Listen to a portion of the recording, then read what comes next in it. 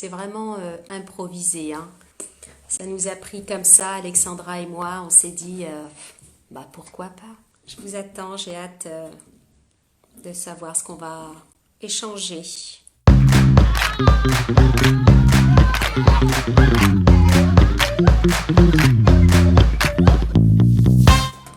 Bonjour Sarah. Ne dort que... Ben, il a raison. Où est-ce que vous voulez qu'il dorme, votre bébé? Il a dormi dans vous pendant 9 mois. Est-ce que vous croyez qu'à 7 jours, vous allez pouvoir décoller votre bébé de vous? Certainement pas. Profitez, profitez. Vous êtes tout juste après la naissance. 7 jours, c'est pas beaucoup. Vous passez tout votre amour les uns et les autres. Donc allez-y, ne craignez pas l'habitude ou je ne sais quoi. Il y aura toujours des jugements, des remarques. Donc voilà, vous me le dites à moi, mais vous le dites à personne d'autre. Gardez votre bébé sur vous. Plus vous garderez votre bébé sur vous, et plus vite il arrivera à se détacher de vous. Si vous êtes généreuse en tout ça, il va remplir un petit sac, une petite boîte, en tous les cas une grosse réserve de votre amour et de votre confiance, et quand il prendra un petit peu son envol et qu'il doutera, bah, il ira chercher dans sa petite réserve un petit peu de confiance, un petit peu de sécurité que vous lui avez offert là, les premiers moments de vie. Donc donnez sans compter, vraiment. Bien sûr Margot, bien sûr. Là on n'est qu'à 7 jours, alors à 7 jours je dirais que c'est beaucoup, beaucoup, beaucoup de bras. Ça reste quand même la première façon de porter un bébé, ça reste quand même les bras à 7 jours. Voilà, on est à la maison, on est dans son lit, dans son canapé, on porte, on fait du pot à pot. Et puis bien évidemment, on a beaucoup de moyens de porter autrement. L'écharpe, le sling, voilà. Tout est, tout est possible. L'important c'est de porter.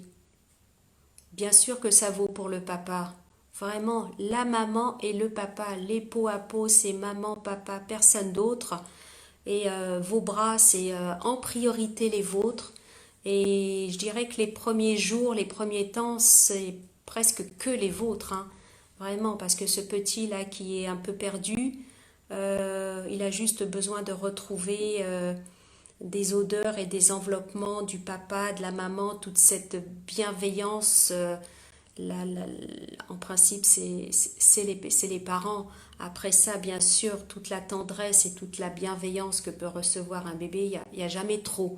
Mais bien évidemment, vous êtes tout en haut de la liste, hein.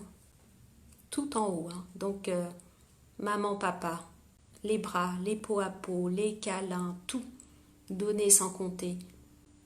Les bains avec papa dans les premiers temps, pourquoi pas? Faut pas avoir peur.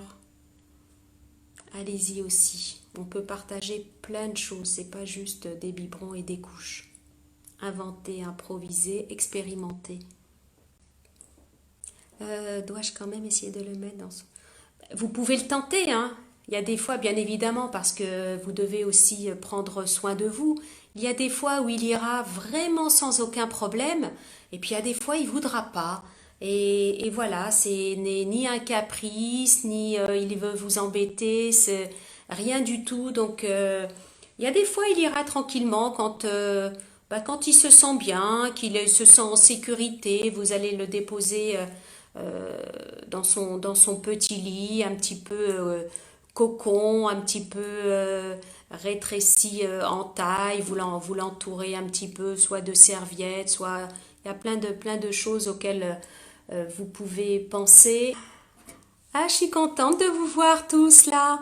Alors, je vous ai pas dit, mais avec Alexandra, on a pensé à quelque chose.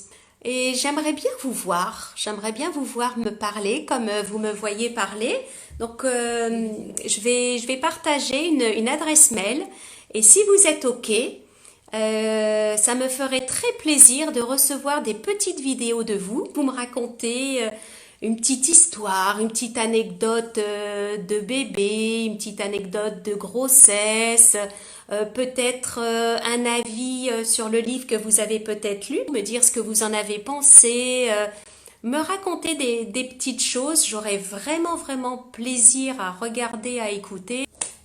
Allez, je vous demande ça et puis me mettre, si vous permettez, que j'en fasse avec Alexandra un petit montage. Ce serait trop, trop chouette de vous mettre, pour le coup, vous à l'honneur plutôt que moi. Ça me ferait très, très plaisir. Voilà, j'attends avec impatience toutes vos remarques sur le livre. D'ailleurs, j'ai essayé de le faire simple. Je voulais surtout que vous compreniez tout ce que je raconte dedans. Chaque petit mot qui pourrait être un peu un mot barbare, genre ocytocine, ou voilà, tout le monde ne sait pas ce que c'est, à quoi ça sert, alors que c'est très très important.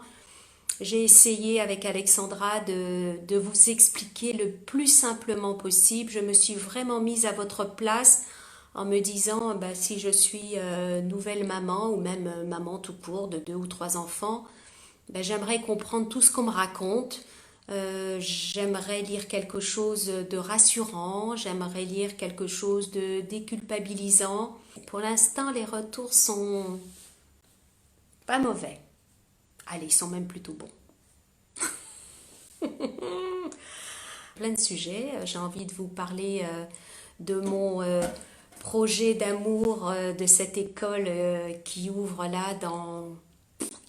Ça se compte même plus en mois, ça se compte en semaines. Et j'ai vraiment envie d'être présente, de bien connaître toutes les formatrices qui vont travailler avec nous. Voilà, j'espère vraiment une école différente, une école bienveillante, qu'on puisse transmettre aux professionnels nos passions et l'importance d'accueillir ces bébés, d'accueillir ces jeunes enfants.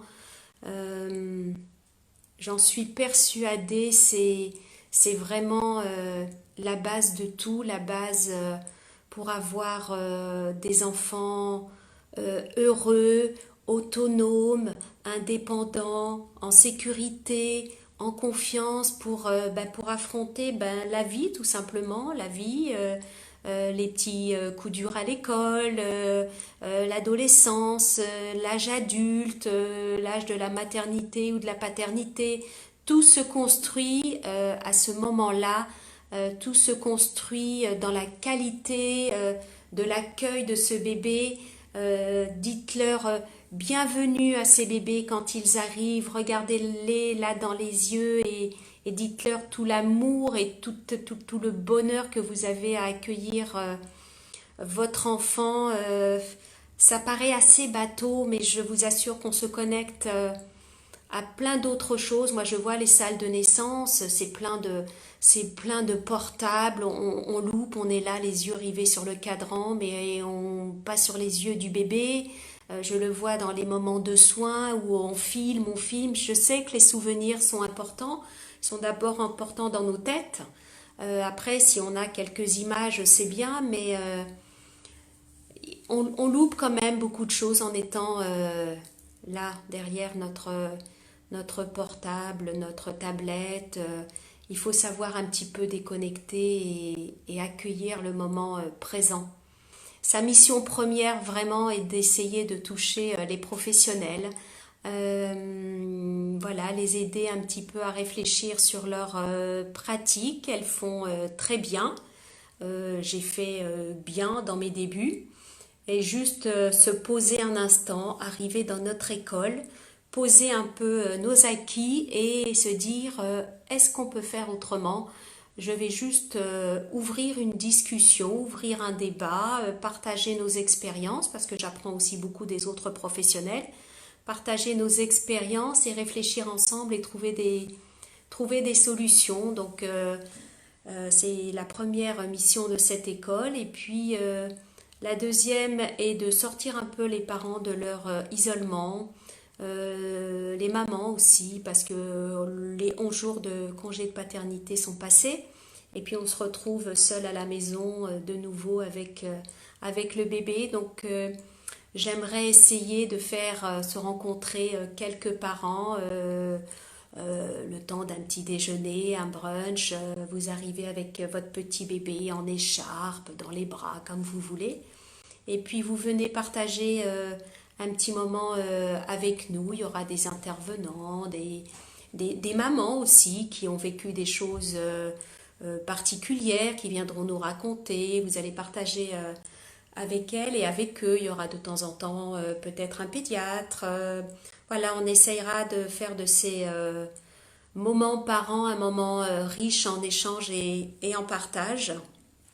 Il y aura aussi des ateliers. Notre objectif, c'est vraiment des ateliers massage, allaitement, portage, diversification alimentaire, sommeil du bébé, SOS pleurs du bébé. Si vous avez des idées, moi je suis preneuse parce que vous savez mieux que moi vos besoins et les besoins des bébés et des parents. Donc je suis preneuse pour des idées d'ateliers. N'hésitez pas. J'aimerais en dire autant de tout le monde, mais je vous connais vraiment à travers des messages et on va... Oh ma fille d'amour, je t'aime. Il y a ma fille qui vient d'arriver. Oh, je t'aime, ma Lily. Ah, il y a eu un petit post sur l'emmaillotage. J'ai envie de dire, l'important c'est que vous trouviez ce qui convient à votre bébé et ce qui vous convient à vous. On sait, on n'a plus rien à dire sur l'emmaillotage. On le fait depuis la nuit des temps. On sait que les bébés aiment être enveloppés, contenus. C'est un peu ce que je fais dans mon bain. J'enveloppe, je contiens. Le linge me permet d'avoir même des bras supplémentaires pour les envelopper encore plus de partout. On sait que l'emmaillotage fait beaucoup de bien. Je dirais juste, voilà, prenez quelques précautions de la manière dont vous allez emmailloter votre bébé. Après, il y a une vraie psychose en France, ailleurs, je ne sais pas, pas partout, parce qu'aux États-Unis, on emmaillote dès le début. Dans les pays orientaux, on emmaillote toujours, mais c'est vrai que nous, il y a la psychose du couchage, où on dit qu'il faut les coucher à plat sur le dos, dans un matelas ferme, dans une gigoteuse, avec pas de doudou. On reprend notre souffle. Voilà, donc si vous emmaillotez en toute sécurité, bien sûr je suis pour l'emmaillotage. Si vous faites du cododo ou du co-sleeping en toute sécurité, bien sûr je suis pour tout ça. Maintenant vous êtes des grandes personnes, vous êtes sensés, vous êtes responsables. Moi je le dis toujours, j'ai confiance en vous. Si vous emmaillotez, si vous faites du co-sleeping, voilà, vous savez ce qu'il faut et ce qu'il ne faut pas faire. Si vous ne savez pas, ben vous allez discuter avec quelqu'un qui a toutes ces mesures de sécurité, qui va vous dire par exemple qu'au sleeping, le bébé n'est pas sous la couette parce qu'il peut glisser dessous, on n'est pas trop serré dans un lit, on est sûr de ne pas avoir, je sais pas, trop bu. Bon, la maman qui allait, j'imagine que non, mais peut-être papa qui a fêté quelque chose et qui a peut-être un petit peu trop fêté la naissance de son bébé et qui vient se coller contre lui dans le lit. Non, ça c'est pas possible. C'est toute cette sécurité qu'il faut avoir pour pouvoir emmailloter, co-slipper, enfin tout le reste. Tout est bon sens et responsabilité, mais moi j'ai confiance en vous. C'est comme le bain, quand on vous dit qu'il faut mettre 8 cm d'eau dans la baignoire, comment voulez-vous que 8 cm d'eau, votre bébé soit heureux dans la baignoire? Forcément, il pleure. Il pleure. On pense quoi? Que les parents vont noyer leur bébé? Ben non, moi je ne crois pas que vous allez noyer votre bébé. Je crois juste que vous allez lui faire beaucoup de bien et le détendre, le rassurer, partager. Allez-y. Allez-y, faites-le en ayant quelques mesures de sécurité. Ne croyez pas que parce qu'on dort dans le lit des parents, en toute sécurité, ils vont dormir pour la vie dans votre lit. Dites-vous bien que tout s'arrête un jour. Des racines et des ailes. Les racines, vous allez les mettre en place dès l'accueil, dès déjà la joie que vous avez apporté votre bébé. Dès l'accueil de votre bébé, vous allez commencer à mettre des petites racines dans les arbres. Et puis de plus en plus, vous allez bien le bâtir, cet enfant. Et puis, des ailes. N'est-ce pas, ma petite Lily? Le bain soin que je fais, j'ai envie de dire le plus tôt possible après la naissance, parce que c'est un peu comme en ostéopathie. Quand il y a des petites tensions à lâcher, il vaut mieux les lâcher tout de suite que d'attendre qu'il y ait une tension. Donc moi, j'arrive à la naissance, et puis s'il y a des petites choses à lâcher. On sait que de toute façon, toutes les naissances créent des tensions, même si vous accouchez à quatre pattes, sans péridurale, avec la petite lumière. Un bébé, quand même, ça sort d'un milieu dans lequel il a grandi pendant 9 mois et il est projeté dans un milieu complètement étranger, inconnu, effrayant. Donc, il crée forcément des petits nœuds, des petites tensions que vous saurez faire passer par d'abord la première chose, le pot à pot. Mais donc moi j'essaye d'agir le plus tôt possible et puis je m'y limite à 1 mois. Et en tous les cas, merci, merci pour votre présence, merci pour tout votre soutien, merci vos encouragements, merci d'être au rendez-vous, merci de croire en cette histoire. On est sur la bonne route, on est sur le bon chemin pour faire évoluer les choses et le nombre va faire qu'on va y arriver. On va y arriver, il y a plein de belles personnes dans le monde, on va y arriver, nous sommes tous et toutes une petite goutte et on va finir par faire déborder le vase, vous allez voir. Dans ce cas-là, faire déborder le vase, ça va être bien. Ça va être bien, on va inonder tout le monde. Je sais pas ce qui m'arrive. Allez, je vais vous faire des bises. Je vous dis à très très vite. On se donne rendez-vous une prochaine fois. Je sais pas quand, peut-être moins improvisé pour que vous ayez le temps de vous organiser. En tous les cas, j'ai adoré. Voilà, la prochaine fois, vous me questionnez un petit peu plus parce que là, j'ai parlé, dis donc. Allez, je vous dis au revoir, à bientôt, bonne fin de semaine, Shabbat Shalom, bon dimanche. Voilà, à très très vite. Au revoir.